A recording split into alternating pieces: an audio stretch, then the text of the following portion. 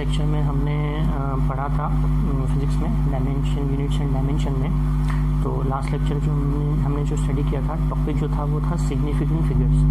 हमने जाना था कि सिग्निफिकेंट फिगर्स क्या होते हैं और सिग्निफिकेंट फिगर्स का कैलकुलेशन हम जानने वाले थे। लेकिन सिग्निफिकेंट फिगर्स का कैलकुलेशन जानने के पहले हमें एक ऑपरेशन पता होना चाहिए कि राउंडिंग ऑफ क्या होता है। ठीक है, राउंडिंग ऑफ का मीनिंग क्या होता है, क्योंकि जब हम कैलकुलेशन करते हैं फिजिक्स में, फिजिकल क्वांटिटीज़ का न्यूमेरिकल्स करते हैं, ठीक है, तो न्यूमेरिकल वैल्यूज़ को हम add, subtract, multiplication, division operation perform करते हैं उसमें, तब हमें सिग्निफिकेंट फिगर्स को ध्यान में रखते हुए अपने आंसर को एक्सप्रेस करना होता है। ठीक है, उसके लिए हमें डिजिट्स को राउंड ऑफ भी करना पड़ता है। जैसे कि अगर हमें हमारा जो कैलकुलेशन आ रहा है उसको 3 सिग्निफिकेंट डिजिट्स तक एक्सप्रेस करना है, लेकिन हमारी कैलकुलेशन में 3 से ज़्यादा सिग्निफिकेंट फिगर्स आ रहे हैं, तो बाकी फिगर्स को हमें क्या करना पड़ेगा, राउंड ऑफ करना पड़ेगा। तो वो राउंडिंग ऑफ क्या होता है वो समझ लीजिए। राउंडिंग ऑफ का मीनिंग ये होता है कि जो आपकी न्यूमेरिकल वैल्यू आई है, रिजल्ट आया है, उस रिजल्ट को अप्रोप्रिएट सिग्निफिकेंट फिगर्स तक एक्सप्रेस करना, उसके लिए कुछ डिजिट्स को हमें हटाना पड़ता है, रिमूव करना पड़ता है। ठीक है, from the right hand side. तो अब वो किन डिजिट्स को हटाने के लिए, यानी कि रिमूव करने के लिए रूल्स क्या हैं, तो राउंडिंग ऑफ के लिए कुछ रूल्स होते हैं जो मैं आपको 1 बाय 1 समझा देता हूँ।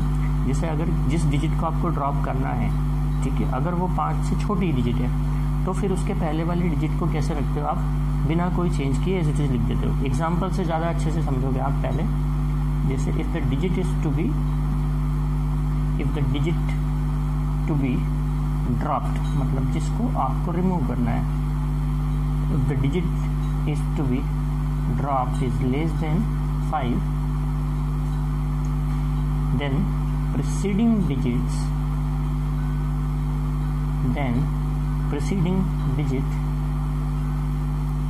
is left unchanged. एग्जाम्पल क्या लें हम, जैसे अगर x इक्वल टू है 7.82, इसमें 3 सिग्निफिकेंट फिगर्स है, आपको आंसर 2 सिग्निफिकेंट फिगर्स में चाहिए, तो आपको क्या करना होगा, इस 2 को क्या करना होगा, राउंड ऑफ करना होगा। इसको राउंड ऑफ करना होगा कहाँ तक, 2 सिग्निफिकेंट फिगर्स तक, यानी कि इस 2 को क्या करना है, आपको ड्रॉप करना है। अब ये जो 2 है ये 5 से छोटा नंबर है।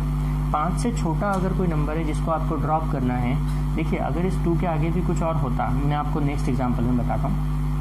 जैसे हमें इस 2 को ड्रॉप करना है, 2 मतलब क्या है, ये 5 से छोटा नंबर है, लेस देन 5 है। ठीक है, तो राउंड ऑफ करके हम अपना आंसर कैसा लिखेंगे, हमने लिखा preceding digit is left unchange. 2 को ड्रॉप करना था, 2 को हमने ड्रॉप कर दिया, है ना, तो 7.8 तक हमने अपना आंसर लिख दिया। अगर सपोज ऐसा होता, ये लिखा ऐसा होता कि 7.8246, भले कितना भी बड़ा नंबर होता, लेकिन हमें अपना आंसर 2 सिग्निफिकेंट फिगर तक अगर चाहिए होता, तो हमें ड्रॉप किसको करना है, इस 2 को। इसके आगे क्या नंबर्स हैं ये तो हमें देखना ही नहीं है, हमें किसे ड्रॉप करना है वो देखना है। आपको इस 2 को ड्रॉप करना है।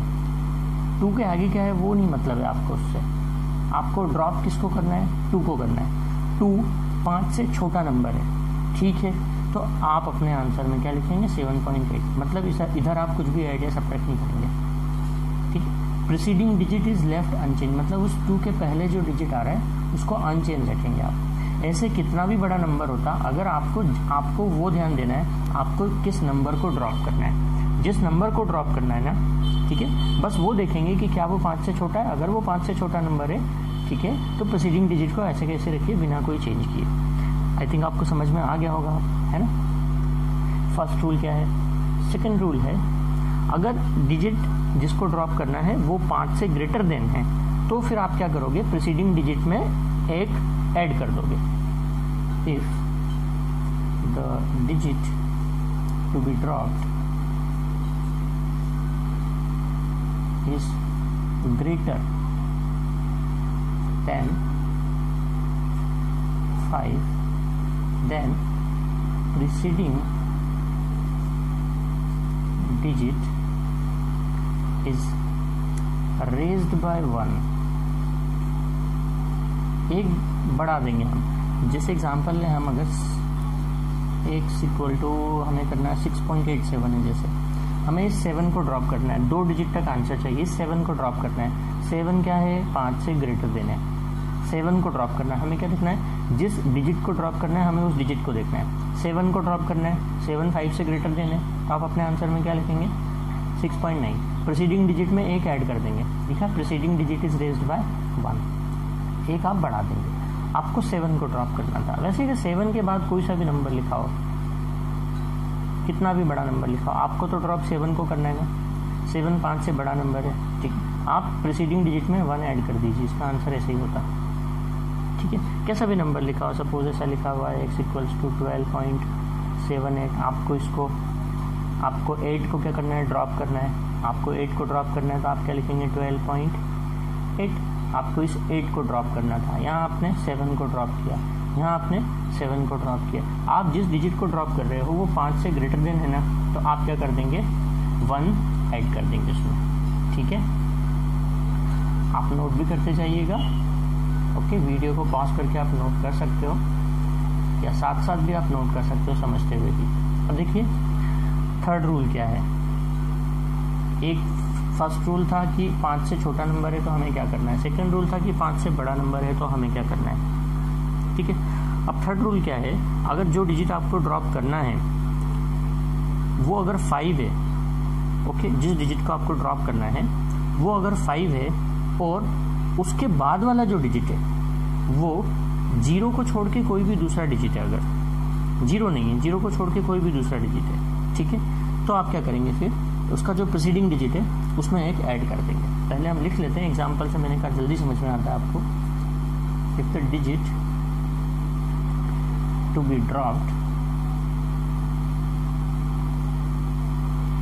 is 5 followed by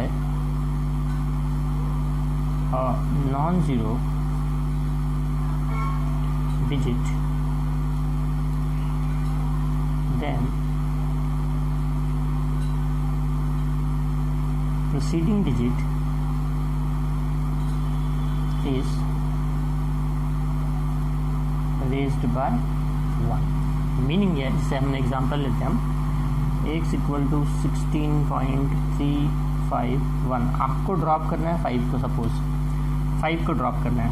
third rule यही है, फर्स्ट क्या था 5 से लेस देन हो, सेकंड था 5 से ग्रेटर देन हो, थर्ड है कि अगर 5 ही हो तो जिस डिजिट को हमें ड्रॉप करना है वो 5 है, लेकिन उस 5 के बाद में एक नॉन जीरो डिजिट है जिसे आप देख रहे हो कि 1 है, तो क्या करेंगे प्रीसीडिंग डिजिट में 1 ऐड कर देंगे, यानी कि इसका आंसर लिखेंगे अपन 16.4। हमें 5 को ड्रॉप करना था, ठीक है, तो 5 के बाद में देखा हमने कि क्या है, 5 के बाद 1 है, नॉन जीरो डिजिट है, तो फिर प्रीसीडिंग डिजिट में 1 ऐड कर दिया, 16.4 लिख दिया हमने। सपोज अगर ऐसा होता 6.758 और हमें ड्रॉप करना होता इस 5 को, 5 के बाद क्या है, नॉन जीरो डिजिट है, तो आप क्या कर देंगे प्रीसीडिंग डिजिट में 1 ऐड कर देंगे, यानी कि 7 क्या बन जाएगा 8, जैसे 3 क्या बन गया 4, वैसे 7 क्या बन जाएगा 8, क्योंकि जिस डिजिट को ड्रॉप करना है वो 5 है और उसके बाद आने वाला डिजिट एक नॉन जीरो डिजिट है, ओके। अब रूल नंबर 4 समझिए क्या है। If the digit is dropped is 5 and followed by 0, मतलब अगर डिजिट 5 है, जैसे अभी देख रहे हो 5 के बाद नॉन जीरो डिजिट था, लेकिन अगर 0 होता तो क्या करते हम, अगर 0 होगा ना तो फिर 2 रूल है, अगर इसके बाद वाला डिजिट 0 है, 5 के बाद वाला डिजिट 0 है, ठीक है, और प्रीसीडिंग डिजिट इसके पहले वाला, यानी कि इसके पहले वाला डिजिट अगर इवन है तो उसमें कुछ भी ऐड नहीं करेंगे, लेकिन अगर ऑड है तो फिर 1 ऐड कर देंगे। क्या बोल रहा हूँ मैं, जिस डिजिट को ड्रॉप करना है वो 5 है बट फॉलोड बाय 0, यानी उसके बाद में क्या आ रहा है 0 आ रहा है, तो आप क्या देखोगे कि उस 5 के पहले वाला जो डिजिट है वो इवन है कि ऑड है। अगर इवन है तो उसको अनचेंज रखोगे आप, लेकिन अगर ऑड है तो उसमें क्या कर दोगे +1 कर दोगे। मैं यहाँ लिख कर बताता हूँ, if digit to be dropped is 5 followed by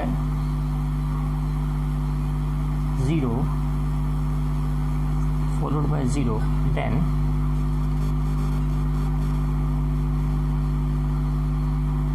preceding digit is left unchanged if it is even and raised by 1 if it is odd, preceding digit अगर ऑड है तो उसमें 1 ऐड कर देंगे, और प्रीसीडिंग डिजिट अगर इवन है तो उसमें +1 आप नहीं करेंगे, उसको एज इट इज छोड़ देंगे। कब? जब 5 के बाद क्या हो? 0 हो। समझ में आ गया आपको? नंबर 3 रूल था कि 5 के बाद अगर नॉन जीरो डिजिट है तो फिर आप +1 आपको करना ही है, ठीक है।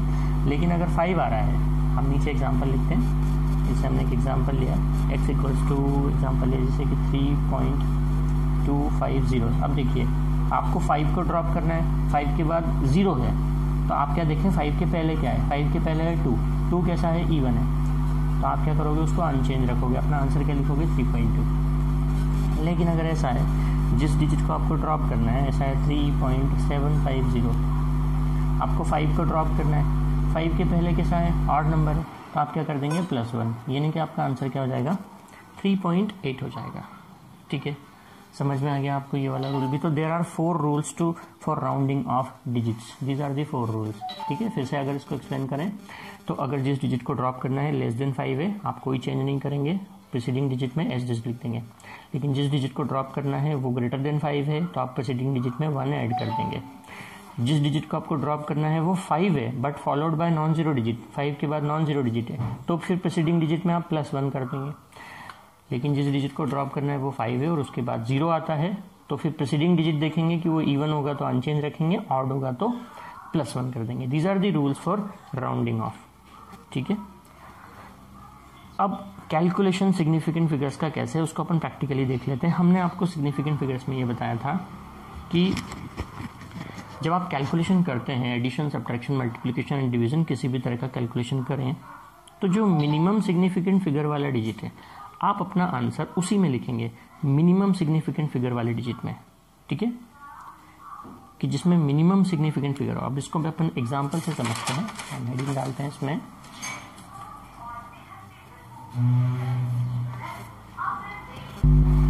Significant figures in calculation, significant figures in calculation.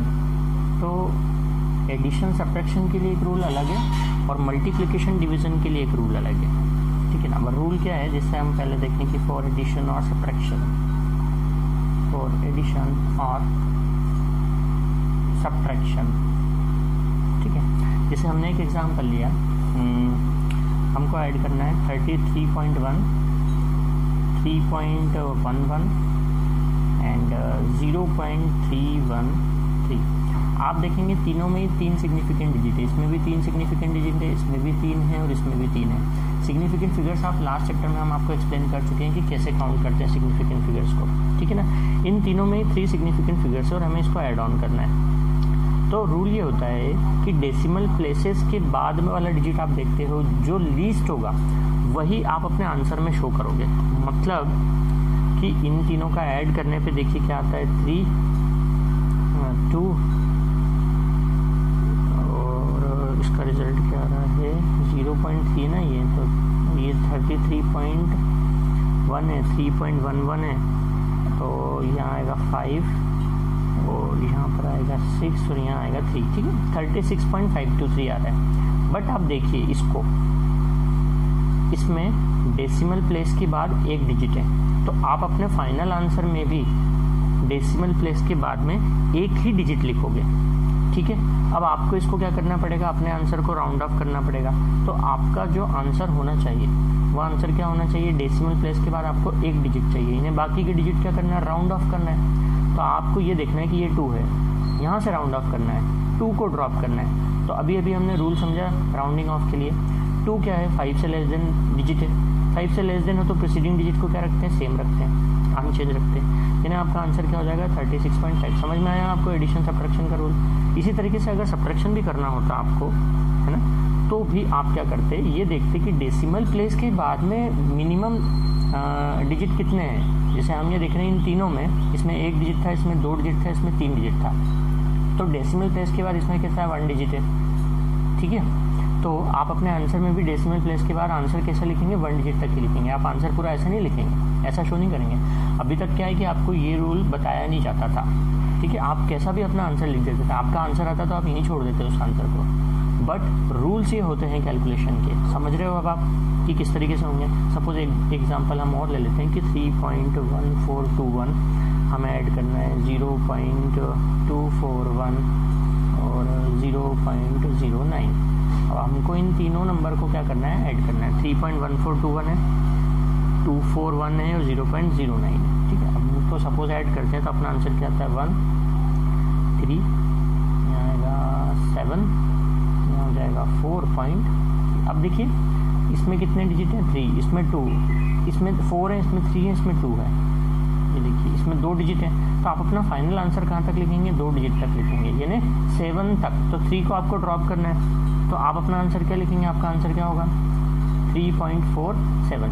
3 को ड्रॉप करना है, 5 से छोटा नंबर है तो कुछ भी नहीं करेंगे आप इसमें, इसको आप अनचेंज रखेंगे 7 को, ठीक है। 2 डिजिट तक आपने अपना आंसर शो कर दिया, है ना। एक सब्ट्रैक्शन का एग्जांपल ले लेते हैं। कोई सपोज आपको सब्ट्रैक्ट करना है किसी नंबर को 62.831, इसमें से सब्ट्रैक्ट करना है 24.5492। ये 2 नंबर को आपको सब्ट्रैक्ट करना है। सब्ट्रैक्ट करके आप अपना आंसर क्या आता है देखते हैं। सब्ट्रैक्ट करके क्या आंसर आता है, यहाँ आएगा 8, यहाँ आएगा 1, एक मिनट, हाँ यहाँ पर आएगा 1, यहाँ फिर आ जाएगा 8, यहाँ आ रहा है 2, फिर 8 आ रहा है, फिर इतना आ रहा है 3 आ रहा है। अब देखिए इसमें, ये देखिए इसमें डेसिमल के बाद 4 डिजिट है, इसमें डेसिमल के बाद 3 डिजिट है। अब इसमें आपके आंसर में 4 डिजिट आ रहे हैं, ठीक है। अब अपना आंसर कैसे लिखेंगे, 3 डिजिट तक लिखेंगे। तो आपका आंसर क्या होगा 38.3 डिजिट तक, मतलब 1 तक लिखना है। तो आप किसको ड्रॉप करेंगे, इस 8 को। 8 है, 5 से बड़ा नंबर है, तो इधर क्या कर देंगे +1। राउंडिंग ऑफ में हमने समझा। इन दोनों में, इसमें 3 डिजिट है डेसिमल के बाद, इसमें 4 डिजिट है, तो आपको अपना आंसर 3 डिजिट तक लिखना पड़ेगा। 4 डिजिट आ रहे हैं, चौथे डिजिट को राउंड ऑफ कर दीजिए। चौथा जो डिजिट है वो 5 से बड़ा नंबर है, इसलिए प्रीसीडिंग डिजिट में +1 कर देंगे आप, ठीक है। तो आपका आंसर हो जाएगा 38.282। तो समझ गए आप, ये रूल है एडिशन सब्ट्रैक्शन के लिए, ठीक। अब मल्टीप्लिकेशन डिवीजन के लिए क्या है वो हम देख लेते हैं। मल्टीप्लिकेशन डिवीजन के लिए ये होता है कि आपका जो आंसर है, मिनिमम सिग्निफिकेंट डिजिट जिस भी डिजिट में होंगे, जिस भी फिगर में होंगे, है ना, तो आप अपना आंसर उतने में लिखेंगे। यहाँ हम देखते हैं सेकेंड वाला जो रूल है for multiplication and division. Suppose हमको मल्टीप्लाई करना है 142 में मल्टीप्लाई कर रहे हैं हम 0.23, 142.06 है सपोज। तो ऊपर वाले फिगर में कितने सिग्निफिकेंट डिजिट्स है 5 और नीचे वाले में है 2।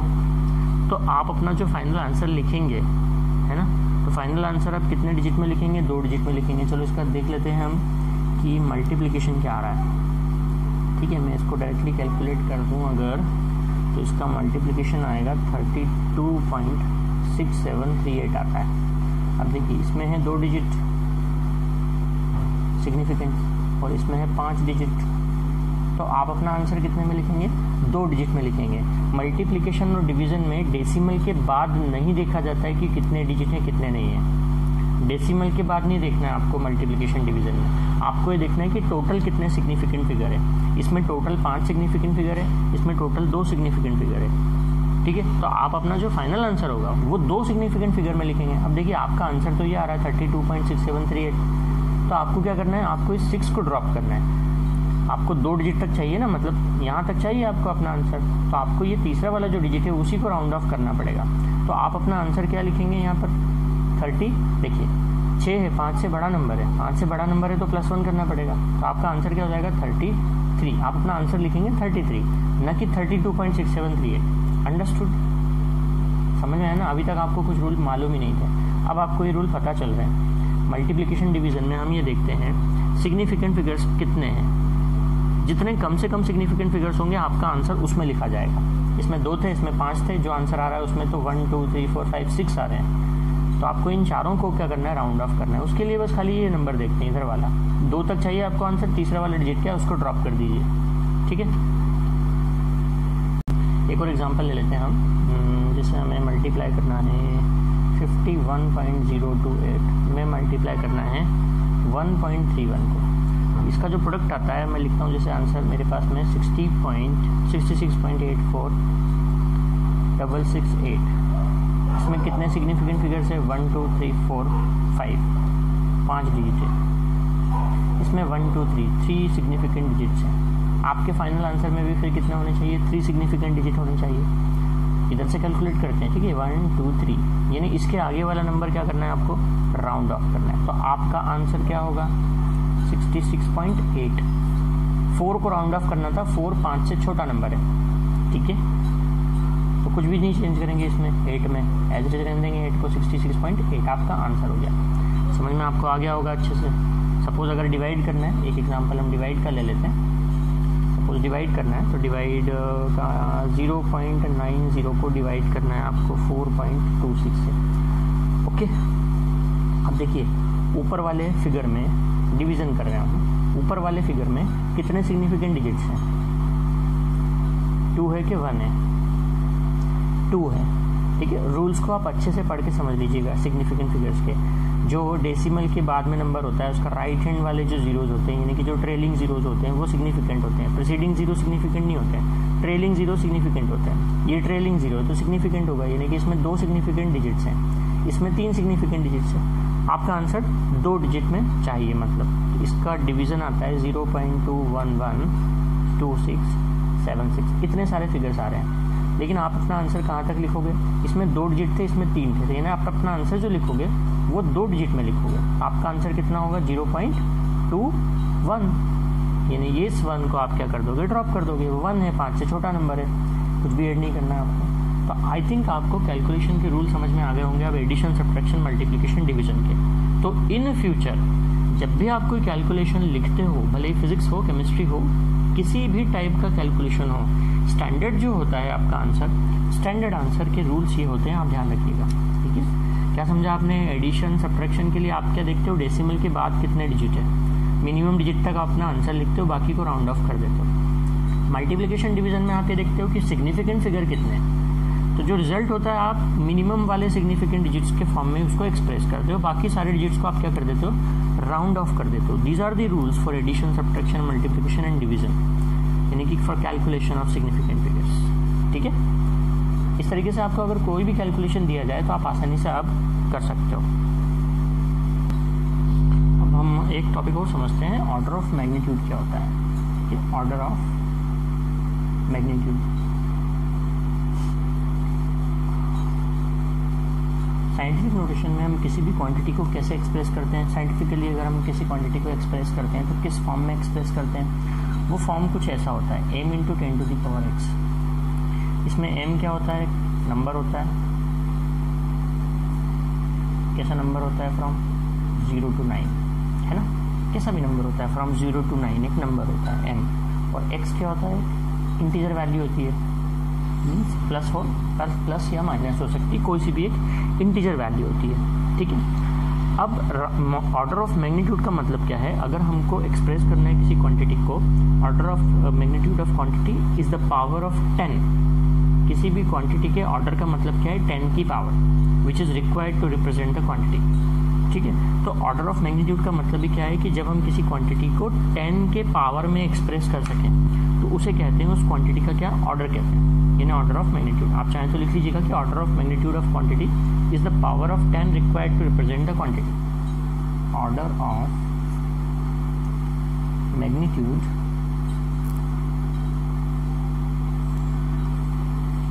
of quantity is the power of 10 required to represent the quantity।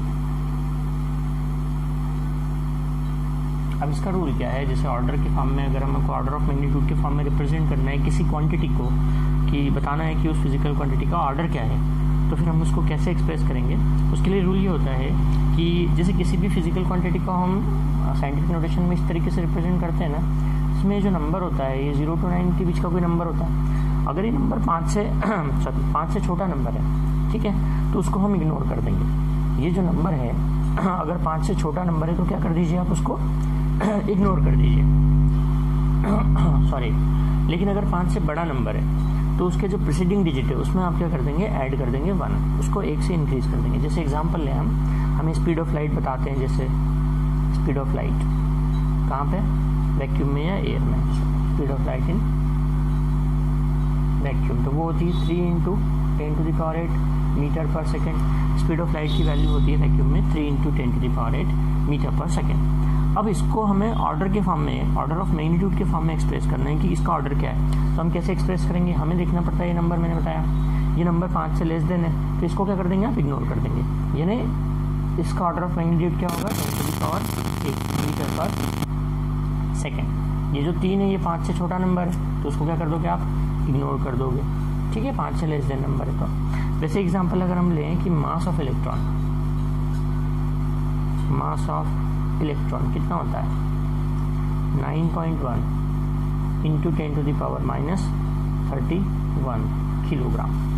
Okay, अब आपको देखना होता है इस m वाले नंबर को, ये 5 से ग्रेटर देन है ना, भले डेसिमल में 9.1 की वैल्यू तो 5 से ग्रेटर देनी होती है ना, 9.1 इज ग्रेटर देन 5, 5 से बड़ा नंबर है, तो क्या करेंगे, ये 2 डिजिट का नंबर है, तो इसकी जो प्रीसीडिंग डिजिट है, ठीक है, मतलब ये जो फर्स्ट वाली डिजिट है, इसमें क्या कर देंगे आप, +1 कर देंगे, मतलब 9 की बजाय क्या हो जाएगा, ये 10। अब अगर ये 10 हो गया तो 10 × 10⁻31 मतलब कितना हो गया, 10⁻30, 10 × 10⁻31 क्या हो गया, 10⁻30 किलोग्राम।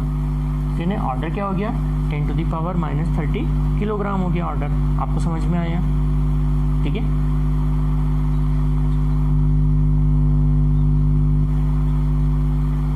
कुछ और एग्जांपल्स हम लेते हैं, जैसे ऑर्डर ऑफ मैग्नीट्यूड के, जैसे हमें बताना है acceleration due to gravity, gravitational acceleration, gravitational acceleration. जैसे मैंने कितने एग्जांपल लिए, speed of light, mass of electron, इसको ले रहे हैं हम ग्रेविटेशनल एक्सेलरेशन। पूछा जा सकता है आपसे एग्जाम्स में, कॉम्पिटिटिव एग्जाम से ही पूछा जा सकता है। ग्रेविटेशनल एक्सेलरेशन, ग्रेविटेशनल एक्सेलरेशन की वैल्यू क्या होती है, जी की 9.81 होती है, इसे मीटर पर सेकंड स्क्वायर। तो इसका ऑर्डर क्या होगा, 9.81 मीटर पर सेकंड स्क्वायर का। देखिए 9.81 इंटू, आपको हमने बताया कि ऑर्डर ऑफ मैग्नीट्यूड का मतलब क्या होता है, ये देखिए डेफिनेशन क्या होता है, order of magnitude of quantity is the power of 10 required to represent the quantity. मतलब ऑर्डर ऑफ मैग्नीट्यूड हमेशा 10 की पावर में ही रिप्रेजेंट होता है। तो पहले मैं इस क्वांटिटी को 10 की पावर में कन्वर्ट कर लेता हूँ। इसको आप ऐसा लिख सकते हो 10⁻0 मीटर पर सेकंड स्क्वायर, क्योंकि इसमें कहीं 10 टू दी पावर है ही नहीं, 9.81 है बस। तो आप 9.81 इंटू 10⁻0 लिख सकते हो, ठीक है ना। तो अब आपको अगर जैसे इसको एक्सप्रेस करना है ऑर्डर ऑफ मैग्नीट्यूड के फॉर्म में, तो 9.81 इंटू 10 टू दी पावर आप क्या लिख रहे हो, इसको इसे 0 लिख रहे हो, कुछ है ही नहीं। तो यहाँ जो आप नंबर देख रहे हो वो अगेन क्या है, ग्रेटर देन 5 है।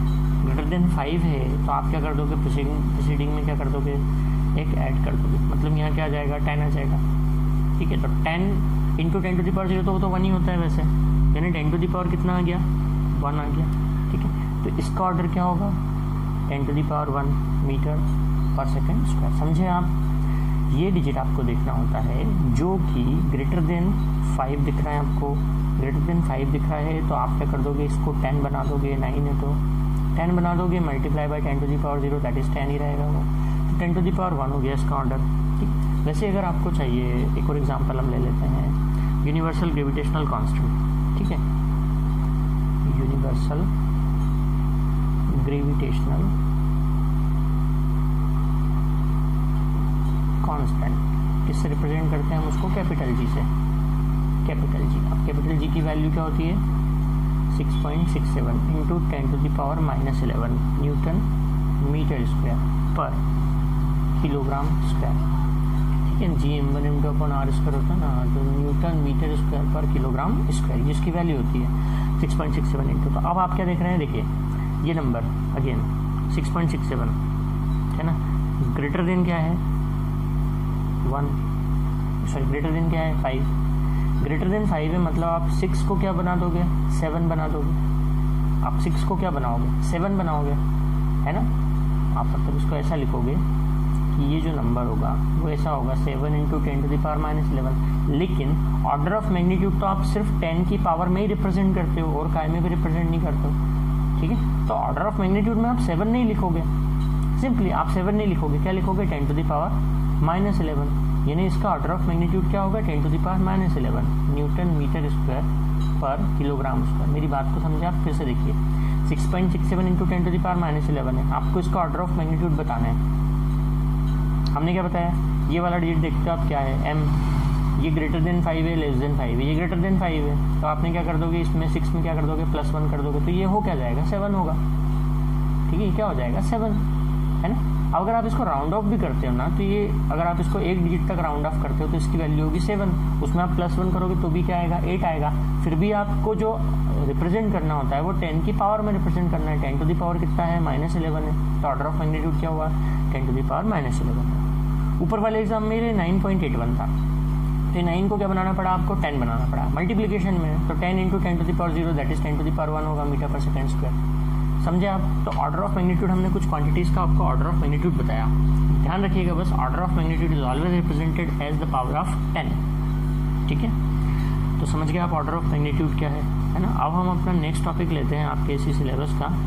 जो नेक्स्ट टॉपिक है, एक टॉपिक और बचा हुआ है केवल आपके इस चैप्टर में, और वो है एरर्स। हमको एरर्स के बारे में पढ़ना है कि कितने टाइप की एरर्स होती है, लेकिन उसके पहले में कुछ जैसे कॉम्पिटिटिव एग्जाम्स में कुछ क्वेश्चंस पूछ लिए जाते हैं, किस टाइप के क्वेश्चन पूछ लिए जाते हैं वो मैं आपको बताता हूँ। तो जैसे सपोज एक इसमें से वैसे ज़्यादातर कॉम्पिटिटिव एग्जाम में नहीं आते हैं क्वेश्चन, ठीक है, लेकिन किसी भी कॉम्पिटिटिव एग्जाम में सपोज कुछ क्वेश्चन आते हैं उससे। तो जैसे एक क्वेश्चन मैंने लिया मन से, each side of a cube is 7.203 metre है, ओके, और आपको वॉल्यूम बताना है कि वॉल्यूम ऑफ क्यूब क्या होगा। आपके पास में 4 ऑप्शन है। ए, इसका क्यूब करने का आता है 373.714, देखिए 373.71, 373.7, और डी ऑप्शन है आपका 373। तो कौन सा ऑप्शन करेक्ट है। क्यूब की साइड है 7.203 मीटर, इसका वॉल्यूम बताना है हमको। अब वॉल्यूम के लिए 4 ऑप्शन हमको दिए हुए, तो कौन सा ऑप्शन करेक्ट होगा। देखिए सारे ऑप्शन में फिगर एक जैसा है, 373.714 ऐसा है। अब आप क्या ध्यान दोगे, आपको फाइंड करना है वॉल्यूम, साइड कितनी है क्यूब, फार्मूला क्या होता है वॉल्यूम का, ए क्यूब, मतलब क्या करोगे मल्टीप्लिकेशन 7.203 इंटू 7.203 इंटू 7.203 3 बार। हमने क्या बताया मल्टीप्लिकेशन के लिए क्या रूल है, नंबर ऑफ सिग्निफिकेंट डिजिट देखते हो, उसमें कितने नंबर ऑफ सिग्निफिकेंट डिजिट है 4, तो आपका फाइनल आंसर भी 4 डिजिट तक ही आना चाहिए, है ना। आपने आंसर्स देखी, इसमें कितने डिजिट है 6, हो नहीं सकता, इसमें है 5, इसमें है 4, तो आपका करेक्ट ऑप्शन क्या होगा सी, क्योंकि इसमें है 3 डिजिट, इसमें 3 डिजिट है, इसमें 4, इसमें 5, इसमें 6। आप देखिए क्वेश्चन में जो दिया था फिगर उसमें 4 डिजिट है, मल्टीप्लिकेशन करोगे आप आपस में 3 बार इसका, तो रूल ये कहता है कि जो minimum number of significant digit होते हैं आपका आंसर भी उतने डिजिट तक आना चाहिए, बाकी को आप राउंड ऑफ कर दोगे, तो आप अपने आंसर में भी 4 डिजिट ही लिखोगे, और 4 डिजिट वाला आंसर कौन सा दिख रहा है सी, तो आपका आंसर क्या हो जाएगा सी, ठीक है। तो इस टाइप के क्वेश्चन हो गए जो राउंडिंग ऑफ के ऊपर बेस्ड क्वेश्चन है, ठीक है। हाँ, बस यही आपको ध्यान में रखना है रूल्स, तो इस तरीके से आप कोई सा भी क्वेश्चन दिया हुआ हो तो कर सकते हो आप, ठीक है।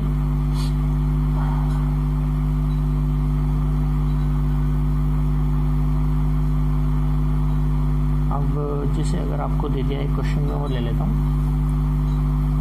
कि आपको ऐड ऑन करना है 9.99 मीटर प्लस 0.0099 मीटर, इन दोनों को ऐड ऑन करना है। इसके लिए आपको 4 ऑप्शंस दिए हुए हैं। ऑप्शन नंबर ए है 10.00 मीटर, ऑप्शन नंबर बी है 10 मीटर, ऑप्शन नंबर सी है 9.9999 मीटर, और ऑप्शन नंबर डी है 10.0 मीटर। अब देखिए इसमें 2 फिगर का क्या हो रहा है, एडिशन हो रहा है। एडिशन के लिए हमने आपको क्या बताया, डेसिमल के बाद आप देखते हो कितने सिग्निफिकेंट फिगर है मिनिमम, आपका आंसर डेसिमल के बाद वाले मिनिमम सिग्निफिकेंट डिजिट में आप एक्सप्रेस कर देते हो, जो रिजल्ट आता है उसका, तो सबसे पहले तो आप क्या करोगे, कैलकुलेट करके रिजल्ट निकालोगे कि इन दोनों का एडिशन करने के बाद रिजल्ट क्या आ रहा है एक्चुअली, है ना। अगर आप इसका देखोगे रिजल्ट कैलकुलेट करने के बाद में आप कैसे देखोगे 9.99, 0.0099, इसको अगर आप ऐड करते हो तो 9,999.99, ठीक है, ये आपका आंसर आता है ना। लेकिन आपको आंसर कितने फिगर में चाहिए, इसमें है 3 और इसमें कितने हैं डिजिट, सिग्निफिकेंट डिजिट, इसमें 3 है इसमें 2 है। क्यों, क्योंकि प्रीसीडिंग जीरोस तो आप नहीं लेते हो, प्रीसीडिंग जीरोस को आप सिग्निफिकेंट डिजिट में नहीं लेते हो, ट्रेलिंग जीरोस को लेते हो, प्रीसीडिंग वालों को नहीं लेते हो। तो इसमें कितने सिग्निफिकेंट डिजिट हुए, 2, और इसमें कितने 3। तो आंसर में कितने डिजिट चाहिए आपको, सिग्निफिकेंट डिजिट चाहिए, आपका आंसर में 2 सिग्निफिकेंट डिजिट चाहिए, है ना। तो आपका आंसर ये आ रहा है, तो मतलब 2 सिग्निफिकेंट डिजिट चाहिए, तो आपको बाद वाले डिजिट्स क्या करने पड़ेंगे, राउंड ऑफ करने पड़ेंगे। यानी आपको किसको राउंड ऑफ करना है, इस 9 को राउंड ऑफ करना है। इस 9 को अगर आपको राउंड ऑफ करना है तो इसमें क्या हो जाएगा, +1। इस 9 में जैसे ही +1 हुआ, है ना, तो 9.9 में अगर आप +1 कर देते हो, ठीक है, 9.9 में अगर आप, सॉरी, इस 9 में आपने क्या करा, +1 करा, तो 9 क्या हो गया, 10। अब 10 हो गया तो इधर भी क्या हो जाएगा, +1, यानी 9.9 क्या हो गया आपका, ये 10 पॉइंट हो गया, ठीक है। तो 10 पॉइंट अब इसमें देखिए कि ऑप्शन में क्या क्या है, एक 10 मीटर है, एक 10.00 मीटर है। देखिए ये ऑप्शन तो हो नहीं सकता, है ना, ये तो आपको लिखना ही नहीं, ये ऑप्शन तो होगा भी नहीं। आपको डेसिमल के बाद 2 प्लेस, अब इसमें देखिए एडिशन सब्ट्रैक्शन में क्या देखा जाता है, डेसिमल के बाद कितने डिजिट है, सिग्निफिकेंट डिजिट नहीं, डेसिमल के बाद डिजिट कितने हैं। इसमें डेसिमल के बाद 2 डिजिट है, इसमें डेसिमल के बाद 4 डिजिट है। तो आपके आंसर में डेसिमल के बाद कितने डिजिट होने चाहिए, 2। आपका आंसर इनका कैलकुलेशन करने के बाद कितना आ रहा था, 10। तो आप 10 वाले पे राइट मत लगा देना, आपको 10.00 लिखना पड़ेगा, ये आपका करेक्ट आंसर होगा। यानी कौन सा ऑप्शन, ए। बहुत ही कंफ्यूजिंग क्वेश्चन है, फिर से एक्सप्लेन करता हूँ। आपको बस क्या ध्यान रखना है, हमें एडिशन या सब्ट्रैक्शन, एडिशन सब्ट्रैक्शन का रूल क्या है, आप सिग्निफिकेंट डिजिट नहीं देखते हो, आप ये देखते हो कि डेसिमल के बाद कितने प्लेस है, ठीक है।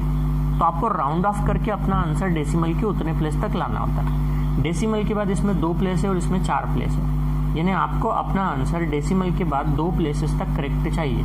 राउंड ऑफ करने के बाद तो पहले आपने कैलकुलेट किया, कैलकुलेशन के बाद आपका आंसर आ रहा 9.9999। तो आप क्या करोगे, आप ये करोगे कि डेसिमल के बाद 2 तक चाहिए आपको अपना आंसर, तो आप उसके बाद वालों को क्या कर दोगे, राउंड ऑफ कर दोगे। तो इसको जैसे ही राउंड ऑफ करा, ये हो गया 0, ये भी हो गया 0, तो ये क्या हो जाएगा 10 ऑटोमेटिकली। आप इस वाले 9 को क्या कर रहे हो, राउंड ऑफ कर रहे हो। इस वाले 9 को राउंड ऑफ करोगे तो इधर +1 हो गया, तो 9 क्या हो गया 10, यानी कि 0, ये 9 क्या हो गया 10, यानी कि 0, ये 9 क्या हो गया 10, ऑब्वियसली ये क्या हो गया 10.00। समझ में आ गया आपको आंसर कि 10.00 क्यों लिखा। डेसिमल के बाद 2 प्लेस तक आपको अपना आंसर चाहिए, क्योंकि क्वेश्चन में यहाँ पे देखिए डेसिमल के बाद 2 प्लेस है, यहाँ पे 4 प्लेस है ना। मैं बार बार बोल रहा हूँ, शायद आपको आ गया होगा समझ में। अगर फिर भी कंफ्यूजन हो, है ना, तो कमेंट में लिख के आप पूछ सकते हो, ठीक है। ओके, तो कुछ एग्जांपल हमने समझ ली। अब हम आपका जो, मैं जैसे बता रहा हूँ, आपका जो लास्ट टॉपिक है that is errors of measurement. Measurement में जो एरर्स आपसे होती है, क्योंकि ऐसा होता नहीं है कि आपसे एरर ना हो किसी भी मेजरमेंट में, है ना, हमसे एरर होती है। जैसे सपोज अगर मुझे कुछ कैलकुलेट करने के लिए दिया गया, सपोज मुझे इस पेन की लेंथ कैलकुलेट करने के लिए दी गई, तो हम इसको स्केल से मेज़र करेंगे। अगर सपोज हम इसको स्केल से मेज़र करते हैं, तो आपकी जो मिनी स्केल होती है, ठीक है, वो होती है 6 इंचेस की होती है मिनी स्केल, यानी कि उसमें 15 सेंटीमीटर्स होते हैं।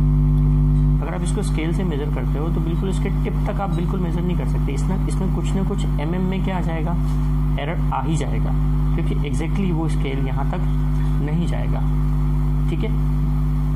इसमें एक स्केल से ही इसको मेज़र करके बताता हूँ, ओके। अगर आप इसको स्केल से मेज़र करते हो तो पहली बात तो ये है कि इंस्ट्रूमेंटल एरर होती है कुछ, देखिए जैसे कि स्केल यहाँ से गिरा हुआ है, टूटा हुआ है, सबको स्केल ये, ठीक है, टूटा हुआ है अगर ये स्केल, तो ये आपको करेक्ट रिजल्ट नहीं देगा, आपको इसको यहाँ से मेज़र करना होगा, है ना। ये इंस्ट्रूमेंटल एरर है इसकी, ठीक है। तो सपोज अगर हमने इसको मेज़र भी किया, ऐसे मेजर अगर आप इसको रख के करते भी हो 0 से यहाँ से ऐसे करके, तो भी हम ये नहीं देख पाएंगे कि इसकी जो टिप है वो कौन से नंबर तक जा रही है।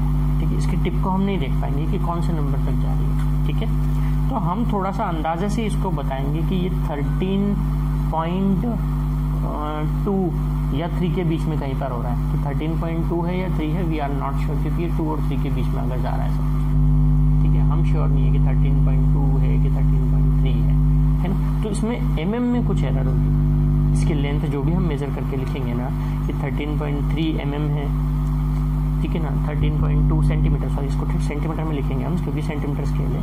तो 13.2 सेंटीमीटर लिखे हैं, 13.3 सेंटीमीटर लिखे हैं, है ना। तो कुछ ना कुछ क्या आएगा, एक एरर आएगा।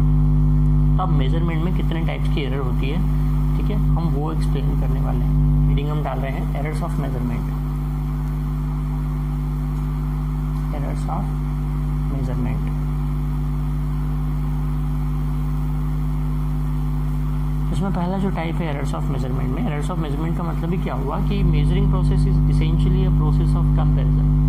In spite of our best efforts, the measured value of quantity is always somewhat different from its actual value or true value. The difference in the true value of a quantity is called error. ठीक है, कि actually जो उसकी value होती है, जैसे जी की value major करते हैं, स्टैंडर्ड वैल्यू जी की होती है 9.8, लेकिन आप जब एक्सपेरिमेंट करते हो लेबोरेटरी में, आप अपने प्रैक्टिकल भी करोगे स्कूल में जब स्टार्ट हो जाएंगे तो, ठीक, तो आपसे एग्जैक्टली 9.8 वैल्यू नहीं आती है, और कुछ ना कुछ डिफरेंस उसमें रहते ही। 9.2 हो जाता है, कभी 9.8 की जगह 10 तक भी वैल्यू चली जाती है, 10.2 तक भी वैल्यू चली जाती है आपकी। तो जो आपका एक्सपेरिमेंट करने के बाद आंसर आ रहा है, तो उसमें कुछ ना कुछ क्या है, एरर्स है। तो उन एरर्स का मेजरमेंट होता है, जिससे पहले हम निकालते हैं एब्सोल्यूट एरर। एब्सोल्यूट एरर क्या होता है? तो एब्सोल्यूट एरर एक्चुअली ये होता है कि जो ट्रू वैल्यू होती है, यानी कि जो एक्चुअल वैल्यू है और आपकी जो मेजर्ड वैल्यू आ रही है, उसके डिफरेंस का जो मैग्नीट्यूड है, उसको हम क्या बोलते हैं, एब्सोल्यूट एरर बोलते हैं। मतलब एब्सोल्यूट एरर क्या है? It is the magnitude.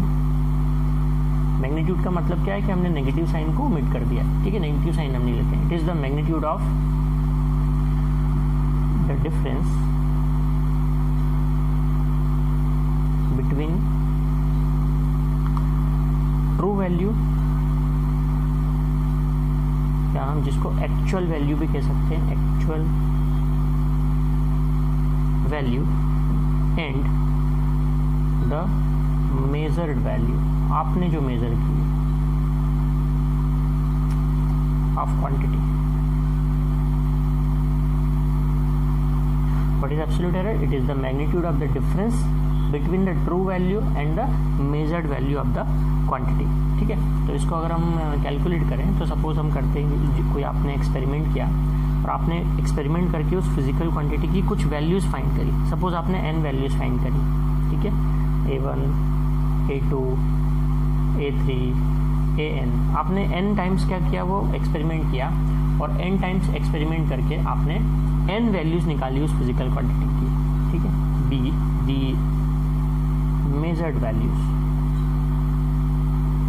measured value of a quantity।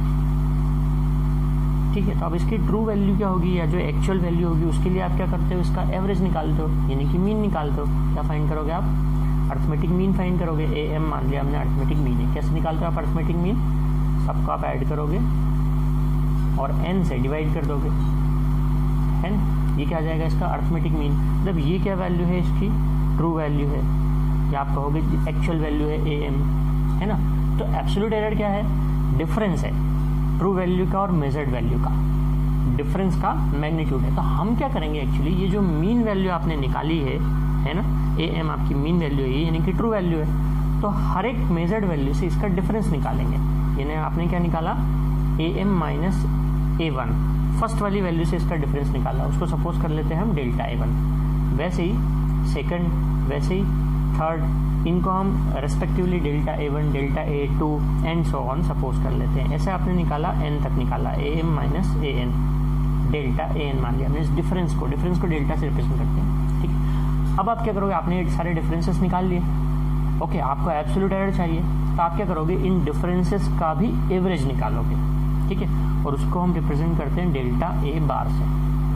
यानी डेल्टा A1, और आप सिर्फ मैग्नीट्यूड ले रहे हो, हाँ साइन नहीं ले रहे हो, क्योंकि हो सकता है कि जो वैल्यू आए, डिफरेंस जो आए वो माइनस में आए, हो सकता है कुछ डिफरेंस प्लस में भी आए, कुछ डिफरेंस माइनस में भी आए, तो आप क्या ले रहे हो, मैग्नीट्यूड ले रहे हो, delta A2 and so on delta AN, magnitude लिया आपने, नेगेटिव साइन नहीं लिया कहीं, डिवाइडेड बाय n।